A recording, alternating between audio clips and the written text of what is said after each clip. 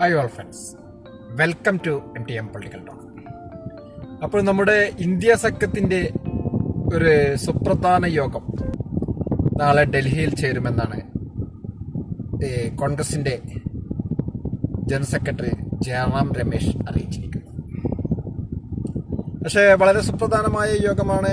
കുറേ കാലങ്ങളായിട്ട് ഇന്ത്യ സഖ്യത്തിൻ്റെ യോഗങ്ങളൊന്നും ചേർന്നിട്ടില്ല എന്ന ഒരു വസ്തുതയാണ്. ഇതിൽ 2-3 കക്ഷികൾ യോഗത്തിൽ നിന്ന് വിട്ടുനിൽക്കും എന്നാണ് ഇപ്പോൾ മനസ്സിലാക്കാൻ സാധിക്കുന്നത്. അതിനിടയ്ക്ക് പ്രതിനിധികളെ അയക്കും എന്ന ഒരു വാർത്തയും വരുന്നു. തമിഴ്നാട്ടിൽ നിന്നുള്ള DMK, സ്റ്റാലിൻ്റെ നേതൃത്വത്തിലുള്ള DMK വിട്ടുനിൽക്കും എന്നും അതല്ല പ്രതിനിധികളെ അയക്കുമെന്നും 2 വാർത്തകളും അത് നാളത്തെ യോഗത്തോടു കൂടി തന്നെ വ്യക്തമാകുകയാണ്. നമ്മുടെ കേരളത്തിൽ നിന്നുള്ള CPM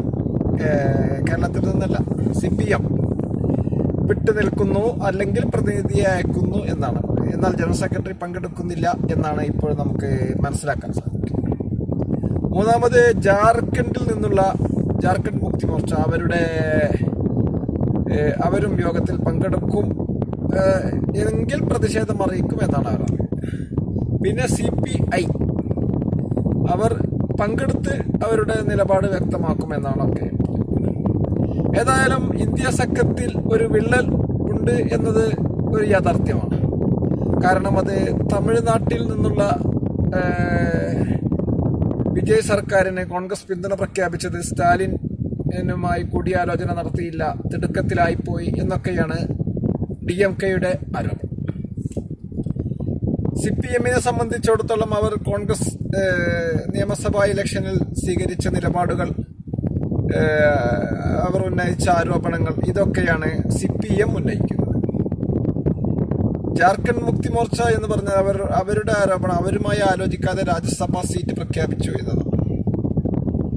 ഇതൊക്കെയാണെങ്കിലും DMKയുടെ ആരോപണം അത് തമിഴ്നാട്ടിൽ അവിടെ വിജയ് സർക്കാർ അധികാരത്തിൽ വന്നു, അവിടെ ഭൂരിപക്ഷമില്ലാത്ത ഒരവസ്ഥ വന്നു, കോൺഗ്രസ് സാഹചര്യത്തിനനുസരിച്ച് ഉയർന്ന് അവരെ സഹായിച്ചു എന്നുള്ളതാണ് തമിഴ്നാട്ടിലെ യാഥാർത്ഥ്യം. കേരളത്തെ സംബന്ധിച്ചിടത്തോളം അഖിലേന്ത്യാ തലത്തിൽ ഏത് തരത്തിലുള്ള നീക്കുപോക്കുകളുണ്ടായാലും കോൺഗ്രസും CPMും കേരളത്തിൽ ഒരു വിട്ടുവീഴ്ചയ്ക്ക് തയ്യാറാവില്ല. അങ്ങനെ തയ്യാറായാൽ പിന്നെ അത് രാഷ്ട്രീയത്തിന് അതിന് പ്രാധാന്യമില്ല. അതാണ് കേരളത്തിലെ അവസ്ഥ. അപ്പോൾ ഇതൊക്കെയാണെങ്കിലും പിന്നെ ജാർഖണ്ഡ് മുക്തി മോർച്ചയുടെ അവിടുത്തെ അവസ്ഥ അതിൽ ഒരു വ്യത്യസ്ത ഇതൊന്നുമില്ല. കാരണം അത് രാജ്യസഭാ ഇലക്ഷനിൽ അവിടെ കോൺഗ്രസ് അവരുമായി ആലോചിക്കേണ്ടതുണ്ടോ എന്നത് അതൊരു ചോദ്യചിഹ്നമായി അവിടെ നിൽക്കുകയാണ്.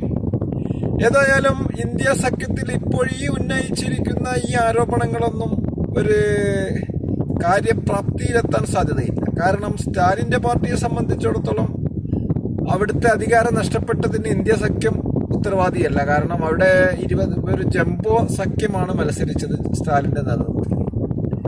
അതിൽ പരാജയപ്പെട്ടതിൻ്റെ ഉത്തരവാദിത്വം ഇന്ത്യ സഖ്യത്തിന്റെ തലയിൽ കെട്ടിവെച്ച് അതിൽ നിന്ന് മാറി നിൽക്കുക, ലോക്സഭയിൽ വേറെ ബ്ലോക്കായിരിക്കുക എന്നതിലൊന്നും ഒരു യാഥാർത്ഥ്യമില്ല എന്ന് തന്നെയാണ് മനസ്സിലാക്കാൻ. CPM ഉന്നയിച്ച ആരോപണത്തിലും ഒരു യാഥാർത്ഥ്യവുമില്ല. കാരണം ഇലക്ഷൻ സമയത്ത് പ്രത്യാരോപണങ്ങളൊക്കെ ഉന്നയിക്കുക സ്വാഭാവികമാണ്. അപ്പോൾ ഈ പറയുന്ന 3 കക്ഷികളുടെ ആരോപണങ്ങളിലും അതിലൊരു പ്രത്യേകത ഒന്നും തോന്നുന്നില്ല. CPI ഉന്നയിക്കുന്നത് പിന്നെ അവർ പങ്കെടുക്കുന്നു, അവരുടെ നിലപാടുകൾ അവിടെ വ്യക്തമാക്കും, അതും ഒരു ന്യായമായ കാര്യമാണ്. പങ്കെടുത്ത് നിലപാടുകൾ വ്യക്തമാക്കുന്നത് തന്നെയാണല്ലോ യോഗത്തിന്റെ ഉദ്ദേശ ലക്ഷ്യങ്ങൾ. അപ്പോൾ ഇന്ത്യ സഖ്യം നിലനിൽക്കേണ്ടത് ഈ പറഞ്ഞ കക്ഷികളുടെയൊക്കെ ആവശ്യമാണ്. അത് കോൺഗ്രസിന്റെയോ അല്ലെങ്കിൽ മറ്റുള്ള കക്ഷികളുടെയോ ആവശ്യം മാത്രമല്ല എന്നുള്ളതാണ് അതിന്റെ യാഥാർത്ഥ്യം. ഇന്ത്യ സഖ്യം കൂട്ടായി നിൽക്കേണ്ടതിന്റെ പ്രതിപക്ഷ സഖ്യത്തിന്റെ ആവശ്യം ഇപ്പോൾ കഴിഞ്ഞ പാർലമെന്റിൽ ഒരു ബില്ല് കൊണ്ടുവന്നു. ആ ബില്ലിനെ ഇന്ത്യ സഖ്യം ഒന്നിച്ചു നിന്നു, എതിർത്തു. ആ ബില്ല് പരാജയപ്പെട്ടു എന്നത് നമുക്കറിയാമല്ലോ. 3-2 ഭൂരിപക്ഷം വേണ്ട ഒരു ബില്ല് പരാജയപ്പെടുത്താൻ ഇന്ത്യ സഖ്യത്തിന് സാധിച്ചു. അങ്ങനെ ഇന്ത്യ സഖ്യത്തിന്റെ കൂട്ടായ പ്രവർത്തനങ്ങൾ ഉണ്ടെങ്കിൽ മാത്രമേ ഇത്തരം ഇലക്ഷനെ നേരിടുക മാത്രമല്ല ഇത്തരം സാഹചര്യങ്ങളിലൊക്കെ സഖ്യം നിലനിൽക്കേണ്ടത് അത്യാവശ്യമാണ്. അപ്പോൾ പ്രാദേശിക പാർട്ടികളുടെ ഈ കൂട്ടായ്മ കൂടിയാണ് ഇത്. കാരണം പ്രാദേശിക പാർട്ടികൾ കൂടുതലും ഡൽഹിയിലെത്തിക്കഴിഞ്ഞാൽ 1-2 MP-മാരായി മാറുമ്പോൾ അവർക്കൊന്നും ചെയ്യാൻ പറ്റാത്ത അവസ്ഥ വരും. അപ്പോൾ ഇങ്ങനെ ഒരു കൂട്ടായ്മ ഉണ്ടായിക്കഴിഞ്ഞാൽ ഈ കൂട്ടായ്മ നിലനിർത്തേണ്ടത് ദേശീയ പാർട്ടികളെക്കാൾ കൂടുതൽ പ്രാദേശിക പാർട്ടികൾക്ക് തന്നെയാണ് അതിൽ കൂടുതൽ കർത്തവ്യം എന്നുള്ളത്. കാരണം എന്നാലേ ദേശീയ തലത്തിൽ അവരുടെ നയങ്ങൾ ഉയർത്തിപ്പിടിക്കാൻ സാധിക്കുകയുള്ളൂ. ഒരു കൂട്ടായ്മ ഉണ്ടായാൽ മാത്രമേ. അതല്ല 1-2 MP-മാർ വിട്ടുനിന്നാലോ മാറി നിന്നാലോ വോട്ട് ചെയ്യാതിരുന്നാലോ ഒന്നും നടക്കില്ല. കൂട്ടമായി നിന്നു കഴിഞ്ഞാൽ നടക്കും എന്നുള്ളതിന്റെ ഏറ്റവും വലിയ തെളിവാണ് കഴിഞ്ഞ പാർലമെന്റ് ഇലക്ഷനിൽ സർക്കാർ കൊണ്ടുവന്ന ബില്ല് 3/2 ഭൂരിപക്ഷം ഇല്ലാത്തതിന്റെ പേരിൽ ആ ബില്ല് പരാജയപ്പെട്ടു. അത് ഇന്ത്യ സഖ്യം കൂട്ടമായി നിന്നതിന്റെ ഗുണം തന്നെയാണ്.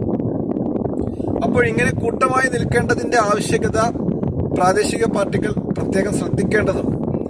അപ്പോൾ ഇന്ത്യ പോലത്തെ ഒരു സഖ്യം, ഒരു മഹാസഖ്യം നിലനിന്നാൽ മാത്രമേ ഇത്തരം കാര്യങ്ങൾ നടക്കുകയുള്ളൂ.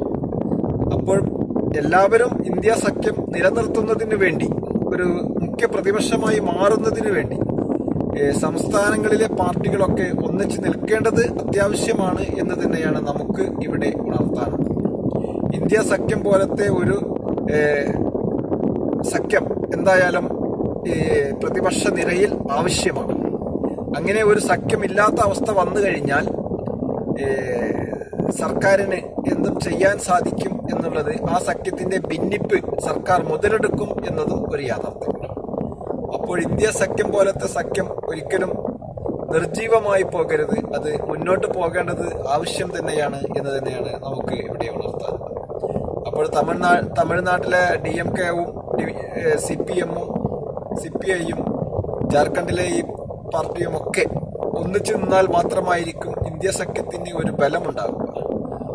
അങ്ങനെ ഒരു ബലം ഇല്ലാത്തൊരവസ്ഥ വന്നു കഴിഞ്ഞാൽ പ്രതിപക്ഷം ദുർബലമാകും എന്നതാണ് യാഥാർത്ഥ്യം. പ്രതിപക്ഷം ദുർബലമാവാൻ ഒരിക്കലും അനുവദിച്ചുകൂടാ. പ്രതിപക്ഷമില്ലാത്ത ഒരു ഭരണം അത് ഒരു യാഥാർത്ഥ്യത്തിൽ എത്തുകയില്ല, തെറ്റുകൾ ചൂണ്ടിക്കാണിക്കുവാൻ ആളുണ്ടാവുകയില്ല എന്നതും. അപ്പോൾ പ്രതിപക്ഷം ഒരു ശക്തിയായി നിലനിൽക്കേണ്ടതിന്റെ ആവശ്യത്തിലേക്ക് ഇന്ത്യ സഖ്യം ഉണരേണ്ടതുണ്ട്. ഈ പ്രാദേശിക നേതാക്കളൊക്കെ ആ ലക്ഷ്യത്തിൽ എത്തേണ്ടതുണ്ട്. ഇന്ത്യ സഖ്യം ഒരിക്കലും നിർജീവമായിക്കൂടാ എന്ന് തന്നെയാണ് നമുക്ക് ഇവിടെ ഉണർത്താൻ. ഇന്ത്യ സഖ്യം നിർജീവമായി കഴിഞ്ഞാൽ ഭരണപക്ഷം അതിന് ഇഷ്ടമുള്ള കാര്യങ്ങളൊക്കെ നടത്തിക്കൊണ്ടിരിക്കും. അപ്പോൾ ഇന്ത്യ സഖ്യത്തിന്റെ പരാജയത്തിലേക്ക് അത് എത്താൻ ഒരിക്കലും അനുവദിച്ചുകൂടാ എന്ന് തന്നെയാണ് ഓർമ്മിക്കാൻ. തീർച്ചയായും ഈ വീഡിയോ മുഴുവനായും വീക്ഷിച്ച താങ്കൾക്ക് നന്ദി. ചാനൽ സബ്സ്ക്രൈബ് ചെയ്തില്ലെങ്കിൽ സബ്സ്ക്രൈബ് ചെയ്യുവാനും അഭിപ്രായ നിർദ്ദേശങ്ങൾ എന്താണെങ്കിലും കമന്റ് ബോക്സിൽ രേഖപ്പെടുത്തുവാനും ലൈക്ക് ചെയ്യാൻ ഉറപ്പിക്കാൻ. അടുത്തൊരു വീഡിയോയുമായി വീണ്ടും കണ്ടുമുട്ടാം. നന്ദി, നമസ്കാരം.